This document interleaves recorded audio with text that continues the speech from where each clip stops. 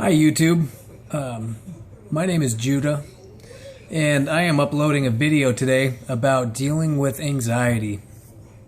I've been dealing with an anxiety disorder. Actually, I don't know if it's actually an anxiety disorder or a panic disorder. I think it's more along the lines of a panic disorder. But anyway, I've been dealing with this for like the last 4 months, and I just wanted to share my experiences, share some thoughts and opinions on it, and different ways to deal with it, things that have helped me to deal with it. I'm doing much better today than I have in the last couple of weeks, actually. But let me just kind of start off on when this first started. It actually first started happening, the first actual episode was about 3 or 4 months ago, and I was sitting in the line at a gas station getting gas. Just kind of, I had the radio on. I was everything was fine. I wasn't stressed out. I wasn't worried about anything. Nothing was really out of the ordinary. But I felt kind of a pain in my chest, right over my heart, and it felt like an ingrown hair kind of pain. And I started kind of like messing around with it, not really thinking about it. I was kind of listening to the radio, and I was just kind of, picking at it a little bit. And that's when I realized that the pain actually, it felt like it was actually coming from within, like underneath my rib cage, like it was in my heart or lungs or something. And instantly my face went numb and my chest went numb, like I just couldn't feel it. And my heart started getting these crazy palpitations, like they were just, it felt like it was a heart attack. I really, really thought it was a heart attack at the time. I was getting lightheaded, like I was about to faint. My heart was pounding after that, and pure terror came over me. I literally thought I was about to die. So I started driving towards the emergency room because I thought I had a heart attack. So I'm sitting here and driving to the emergency room, praying the whole time, just asking God to spare my life, protect me supernaturally, keep me alive, and just all these thoughts racing in my mind, it was terrifying. So I went to the emergency room and I went inside and I was kind of explaining to them what happened. And for whatever reason, I was feeling better. So I decided that I could leave. And the reason why was because I didn't have insurance at that particular hospital, and I didn't want to get stuck with a huge bill. And since I was feeling better, I was like, it'll be fine. I'll just set an appointment up or something. So I left, and I got maybe 3 blocks down the street, and it happened again. It felt like another heart attack, so I literally did a U-turn in the intersection, almost getting in an accident. And I drove straight back to the emergency room, and I went in there, and they took me in, and they ran all the tests. They did the EKG, the blood work. They even did an X-ray on my chest, and everything came back negative. Which is crazy because I was certain something had happened. A stroke, a heart attack. I didn't know what it was, but it felt like I was about to die. Once they told me that everything came back negative, I kind of assumed it was a panic attack because I've heard about them before, but I never realized how severe they could be and just how similar to a heart attack might be. So, yeah, it's pretty crazy stuff when it actually happens to you.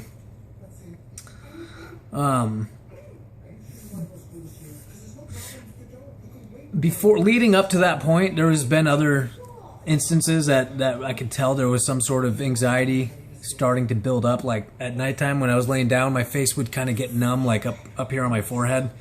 Like my face would get numb, which was really surprising. My doctor really didn't know what was causing that.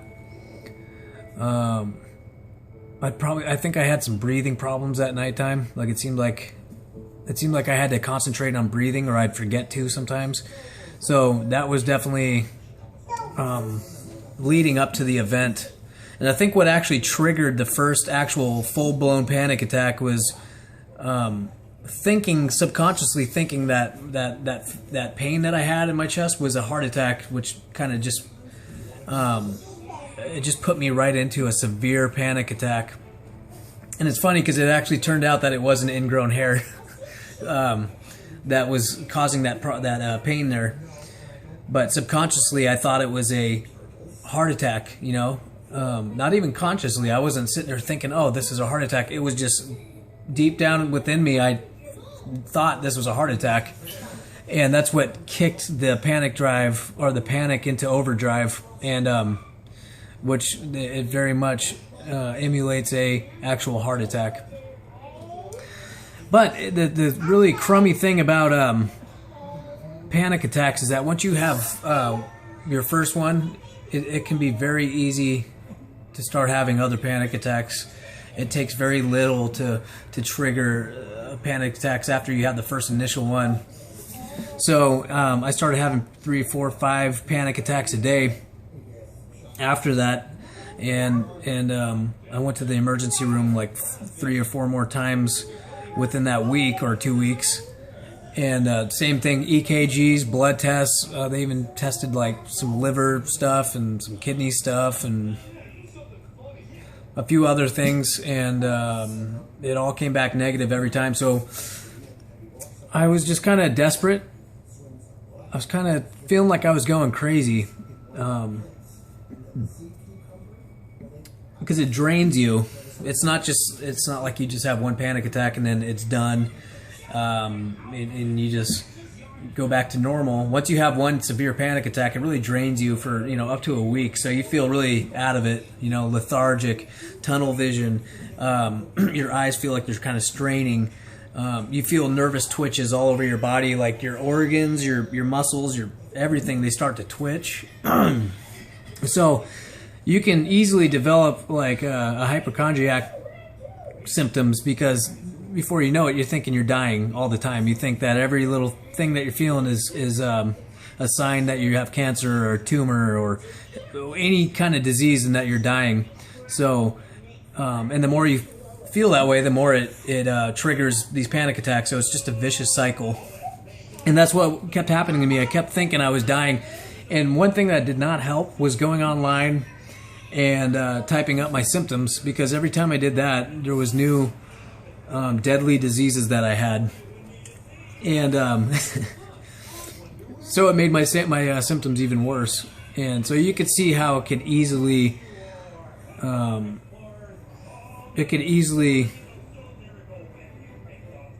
lose control, or I can't think of the word right now, but it could easily get to that level where you lose control of it and it becomes debilitating. And that's kind of what it did for me. It really started to become debilitating, and I was starting to lose work. I didn't want to go out. I didn't want to be around people really. I didn't want to socialize and do things that I usually would have done. I quit working out at the gym. I'm actually really out of shape right now because I haven't worked out in a year, and I think that was part of the reason why I started having the anxiety attacks, because really I haven't been sleeping that good, not eating the best. I'm always on the run, so I did a lot of fast food, which is horrible. Lots of sugar. I have these sugar cravings, so lots of sugar intake, which is horrible. No exercise. And plus, I just turned 31. Well, I turned 31 back last July. But now I'm kind of passing over that next chapter in life, where you're physically, you're not the same as you used to be. You start to get more sore. It takes longer to recover. You're easily fatigued if you're not really staying on top of your health and diet and exercising. So I know that had a lot to do with this anxiety attack disorder getting to this point. But anyway, so I kept seeing my doctor about it, and we kept running different tests for my thyroid and different things like that, and everything always turned out negative. Everything was always came back good, So I got on Prozac, because apparently it helps with the serotonin levels or whatever, and it kind of numbs you to the. If you take it for a while when you have an anxiety disorder, it kind of numbs you from the anxiety or the panic disorder, and it kind of allows your brain to kind of get back to normal, and then you wean off of the Prozac. And it doesn't work for everybody, but it's worked for me. So I took the Prozac, and my panic attacks, they still happen from time to time, but now I know what they are. They don't scare me like they used to. When they happen, I just kind of, to be honest, it doesn't really bother me at all. I get really lightheaded at first. Feels like I'm about to faint, and then I go, panic attack, and I kind of feel my pulse, and I notice that it speeds up, and then I just kind of breathe, and I just kind of wait it out, and within like 10-15 seconds it goes away, and I relax because I know I'm not dying, and that's a huge help. So I don't fear the panic attacks anymore. I'm not worried about getting them. A lot of people, they don't like driving, they don't like going out and socializing, they don't like being around people because they're afraid that they're gonna get a panic attack, and so that just kind of feeds the disorder. Fearing the disorder feeds the disorder, and it just makes it worse. It doesn't help. So I would personally embrace it and just say, hey, what's the worst that can happen? I might look like an idiot to my friends for a minute. They might wonder what's going on, but there's no reason to fear these panic attacks, because there's no harm. Nothing can happen to you. Nothing's going to hurt you. It's just the same as fight or flight response. If you're walking in the woods and a bear, and all of a sudden you see a bear just out of nowhere, you're going to get fight or flight response, and your heart's going to be just boop, boop, boop, boop, boop, boop, boop, and you're going to be looking to survive. So that's the same thing as a panic attack. Your heart just kind of jumps into overdrive. You're in fight or flight response, but there's no realistic fear there. There's nothing threatening there to that. So that's the difference, is that they happen for unrealistic paranoia maybe, or subconscious. Something triggers it. I know that. For me, I don't know what my trigger is, because I'll be having a great time. I'll be laughing, hanging out with friends. The last thing on my mind is a panic attack, and it happens for no reason, out of the blue. Next thing you know, my heart's pounding. I'm checking my pulse. I feel like I'm about to pass out. And so it's really weird. Where anxiety disorder is a little different than panic disorder, because anxiety actually comes on from thoughts. You start stressing about work and daily struggles or drama or gossip, people talking trash, or whatever it is that's stressing you out. You dwell on it, and for a lot of people with anxiety disorder, that could bring on a panic attack. And but for me, it's the opposite. I don't have any. There's nothing that I think about that brings it on. It just happens for no reason, which is it really sucks. Actually, it's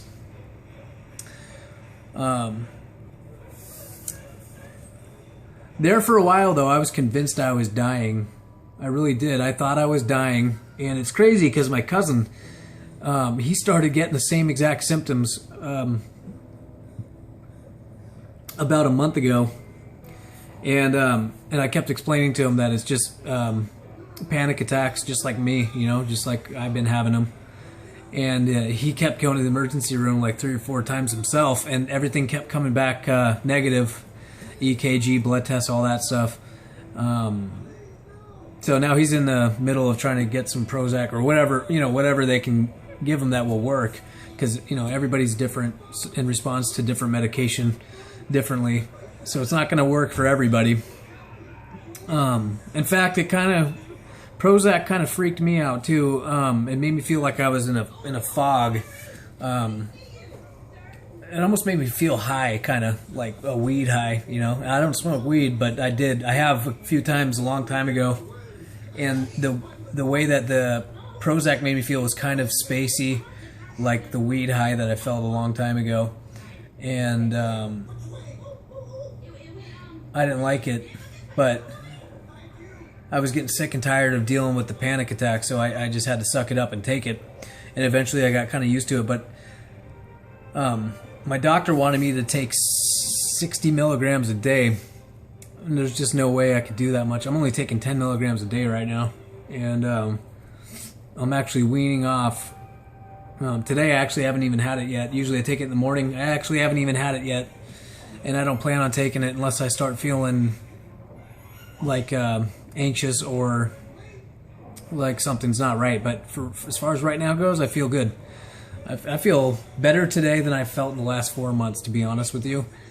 I'm actually really motivated to go. It's beautiful outside. It's March 6th or 7th, I believe, and it's out here. We live out here in Sandy, Oregon, which is a suburb of Portland, Oregon, and this winter has been basically non-existent. I think we got 1 day of snow, and for the most part, it was actually the record. We broke the record for the warmest winter on record in Portland, which is crazy. But meanwhile, all my family on the East Coast is getting slammed by blizzard after blizzard, record-breaking snow, and it seems like it's been kind of trending that way over the last 4 or 5, 6 years, and it's been very temperate and mild here in the Northwest. So it's a beautiful day out. I think I'm going to take my little baby girl, Abigail, out for a walk and go to the park. And if you have anxiety disorder, a thing that really helps is lots of rest, lots of prayer. For me, I'm a man of faith. I believe in God. I'm a Christian, and I have a lot of faith. And when it came down to my darkest times during this anxiety, this panic disorder, the only thing that helped me was prayer. So if you're spiritual at all, even if you're not, I would encourage prayer or meditation or yoga or something, breathing exercises. Breathe. Get yourself in a nice, quiet place. Maybe go on a walk. There's a lot of different things that are therapeutic for that. Massage is amazing. My wife does massage, and I'll have her give me a massage, and that really helps with anxiety.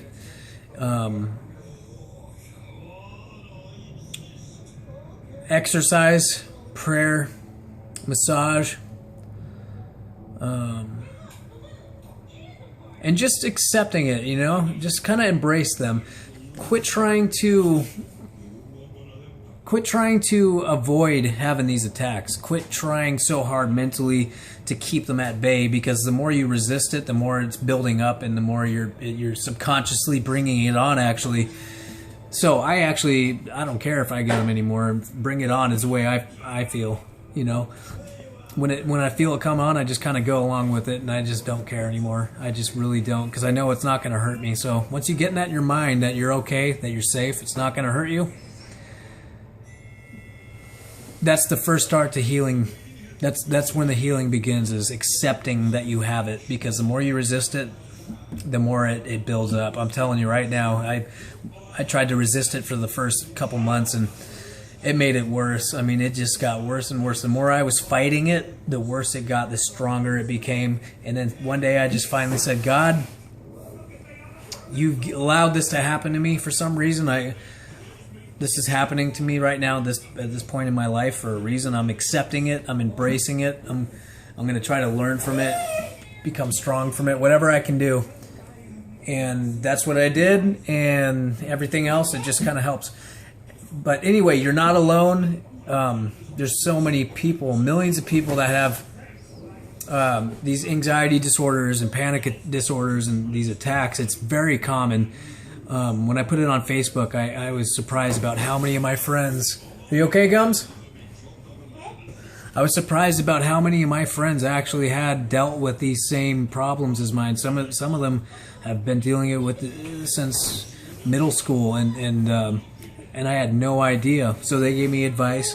It helped me out knowing I wasn't alone, knowing that there was other people. So don't be embarrassed about it.